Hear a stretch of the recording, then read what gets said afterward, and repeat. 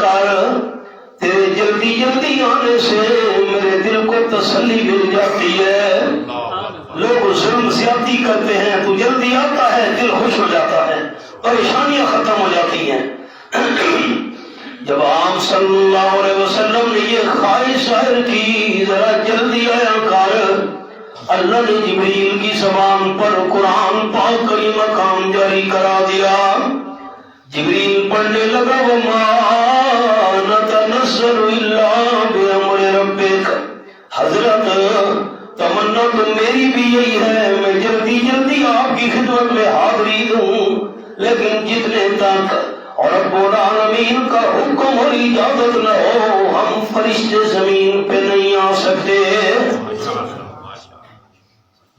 جبریل حضرت ابراہیم علیہ السلام کے پاس آیا، آگ میں ڈالنے کے لیے ظالم تیار کھڑے ہیں، اور ایک پیغام اس نے آ کر دیا.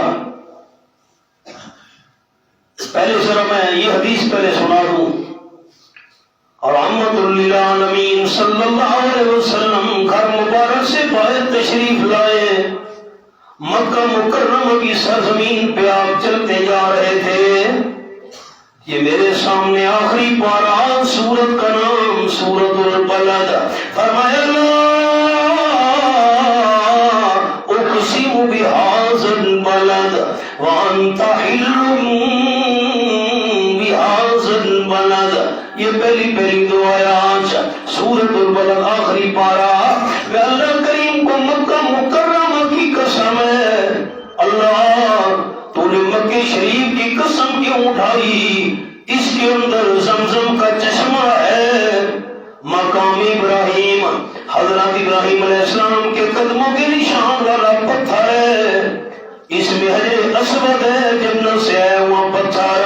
تو نے مکے کی قسم کیوں اٹھائی؟ اس میں صفا پہاڑی ہے، مروہ پہاڑی ہے، جبل نور ہے، جبل رحمت ہے، غار ثور ہے، غار حرا ہے، اس میں مینا ہے، مصدلفہ عرفات ہے. اللہ فرماتے ہیں نہیں یہ چیزیں تو میرے محبوب صلی اللہ علیہ وسلم کے پیدا ہونے سے پہلے بھی مکہ شریف میں موجود تھی.